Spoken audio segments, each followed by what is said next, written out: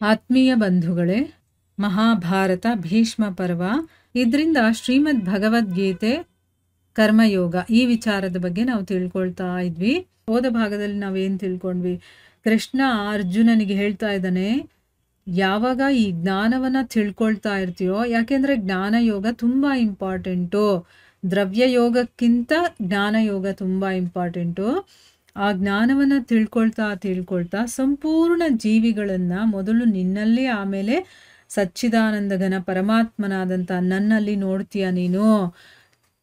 ಆಮೇಲೆ ನೀನೇನಾದರೂ ಪಾಪ ಮಾಡೋನಾಗಿದ್ರೂ ಕೂಡ ನೀನು ಹೆದರ್ಕೋಬೇಕಾಗಿಲ್ಲ. ಯಾಕೆ ಅಂದರೆ ಎಷ್ಟೇ ಹೆಚ್ಚು ಪಾಪ ಮಾಡೋನಾಗಿದ್ರೂ ಕೂಡ ಯಾರು ಒಂದು ಸರಿ ಜ್ಞಾನರೂಪಿ ನೌಕೆಯಲ್ಲಿ ಏರ್ತಾನೋ ಅವನು ನಿಸ್ಸಂದೇಹವಾಗಿ ಎಲ್ಲ ಪಾಪಗಳನ್ನು ಕೂಡ ಚೆನ್ನಾಗಿ ದಾಟ್ಕೊಂಡು ಹೋಗ್ಬಿಡ್ಬೋದು. ಯಾಕೆ ಅನ್ನೋದನ್ನು ಹೇಳ್ತಾ ಇದ್ದಾರೆ ನೋಡಿ ಇಲ್ಲಿ. ಹೇಗೆ ಪ್ರಜ್ವಲಿತವಾಗಿರುವಂಥ ಅಂದರೆ ಏನು, ಧಗಧಗ ಅಂತ ಉರಿತಾ ಇರುವಂಥ, ತುಂಬ ಚೆನ್ನಾಗಿ ಹತ್ಕೊಂಡಿರಬೇಕು ಬೆಂಕಿ, ಅದು ಇಂಧನವನ್ನೆಲ್ಲ ಅಂತಂದ್ರೆ ಏನು, ಅದರಲ್ಲಿ ಹಾಕಿರುವಂಥ ಸೌದೆಯನ್ನೆಲ್ಲ ಸುಟ್ಟು ಭಸ್ಮ ಮಾಡಿಬಿಡುತ್ತೋ, ಅದೇ ರೀತಿ ಜ್ಞಾನರೂಪಿ ಅಗ್ನಿ ಕೂಡ ಇಡೀ ಕರ್ಮವನ್ನು ಭಸ್ಮ ಮಾಡಿಬಿಡುತ್ತೆ. ಒಂದು ಸ್ವಲ್ಪ ನಾವು ಇಮ್ಯಾಜಿನೇಷನ್ ಮಾಡ್ಕೋಬೇಕಿಲ್ಲಿ. ಈಗ ದೊಡ್ಡ ದೊಡ್ಡ ಸೌದೆ ಕಟ್ಟಿಗೆಗಳಿರುತ್ತೆ ಅಂತ ಇಟ್ಕೊಳ್ಳಿ, ಅದೆಲ್ಲ ಕರ್ಮ, ನಾವು ಮಾಡಿರುವಂಥ ಕರ್ಮಗಳು. ಆ ಸೌದೆ ಬೂದಿ ಆಗಬೇಕು, ಇನ್ನು ಸೌದೆನೇ ಅಲ್ಲಿ ಕಾಣಿಸ್ಬಾರ್ದು ಅಂತಂದರೆ ಏನು ಮಾಡಬೇಕು? ಒಳ್ಳೆ ಉರಿತಾ ಇರುವಂಥ ಬೆಂಕಿಯಲ್ಲಿ ಅದನ್ನು ಹಾಕಬೇಕು.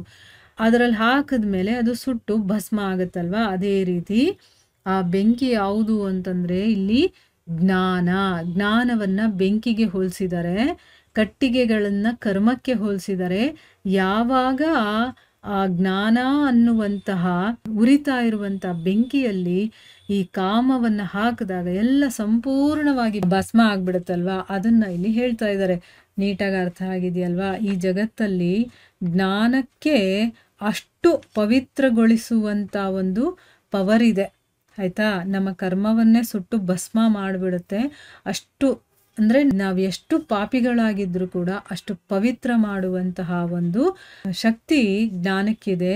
ಅಂಥ ಪವಿತ್ರಗೊಳಿಸುವಂಥದ್ದು ಬೇರೆ ಯಾವುದೂ ಇಲ್ಲ ಈ ಜಗತ್ತಲ್ಲಿ.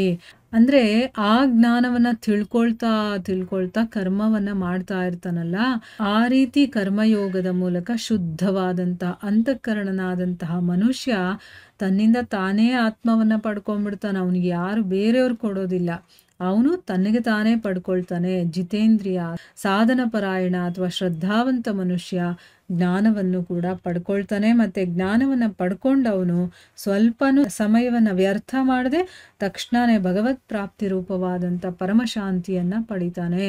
ಯಾವಾಗ ಜ್ಞಾನವನ್ನು ತಿಳ್ಕೊಂಡು ಅಂತಃಕರಣವನ್ನೆಲ್ಲ ಶುದ್ಧ ಮಾಡ್ಕೊಳ್ತಾನೋ ಅವನಿಗೆ ಆತ್ಮ ಅಂತಂದರೆ ಏನು ಅನ್ನೋ ಒಂದು ಅರಿವು ಬಂದ್ಬಿಡುತ್ತೆ. ಅವನು ಇಂದ್ರಿಯಗಳನ್ನು ಗೆದ್ದಿರ್ತಾನೆ, ಸಾಧನೆ ಮಾಡ್ತಾ ಅದರಲ್ಲಿ ಪರಾಯಣನಾಗಿರ್ತಾನೆ, ಮತ್ತು ಶ್ರದ್ಧಾವಂತನಾಗಿರ್ತಾನೆ. ಅಂಥ ಮನುಷ್ಯ ಈ ಕಂಪ್ಲೀಟು ಜ್ಞಾನವನ್ನು ಪಡ್ಕೊಂಡು ತಕ್ಷಣ ಏನು ಮಾಡ್ತಾನೆ? ಪರಮಶಾಂತಿಯನ್ನು ಪಡ್ಕೊಳ್ತಾನೆ. ಭಗವಂತನನ್ನು ತಿಳ್ಕೊಂಡ ಅಂತಂದರೆ ಅವನಿಗೆ ಶಾಂತತ್ವ ಅನ್ನೋದು ಬಂದ್ಬಿಡುತ್ತೆ. ವಿವೇಕಹೀನನಾದಂತಹ ಮತ್ತು ಶ್ರದ್ಧಾರಹಿತನಾದಂತಹ ಮತ್ತು ಯಾವಾಗಲೂ ಸಂಶಯ ಇರುತ್ತಲ್ಲ, ಅಂಥ ಮನುಷ್ಯ ಪರಮಾರ್ಥದಿಂದ ಅವನು ಭ್ರಷ್ಟನಾಗ್ತಾನೆ. ಅವನಿಗೆ ಅದೆಲ್ಲ ಸಿಗೋದೇ ಇಲ್ಲ. ಯಾಕೆ ಅಂತಂದರೆ ಮೊದಲು ಅವನಲ್ಲಿ ವಿವೇಕ ಇರೋದಿಲ್ಲ, ಶ್ರದ್ಧೆ ಇರೋದಿಲ್ಲ, ಮತ್ತು ಭಗವಂತನಲ್ಲಿ ಅವನಿಗೆ ನಂಬಿಕೆನೂ ಇರೋದಿಲ್ಲ. ಅಂಥವನು ಭ್ರಷ್ಟನಾಗ್ತಾನೆ.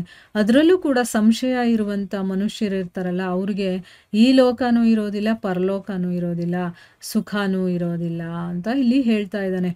ಮುಂದುವರೆದು ಹೇಳ್ತಾನೆ, ಧನಂಜಯನೇ ಅಂದರೆ ಧನವನ್ನು ಗೆದ್ದಿರುವಂಥವನವನು.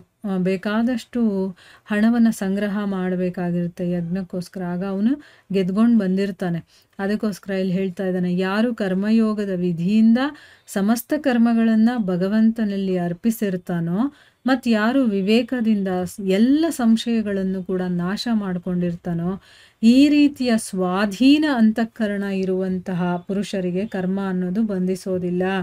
ಅಂದರೆ ತಮ್ಮ ಅಂತಃಕರಣಗಳು ತಮ್ಮ ಸ್ವಾಧೀನದಲ್ಲಿ ಇರುತ್ತೆ ಅವ್ರಿಗೆ. ಅಂಥವರಿಗೆ ಈ ಕರ್ಮ ಬಂಧನ ಅನ್ನೋದು ಬಂಧಿಸೋದಿಲ್ಲ.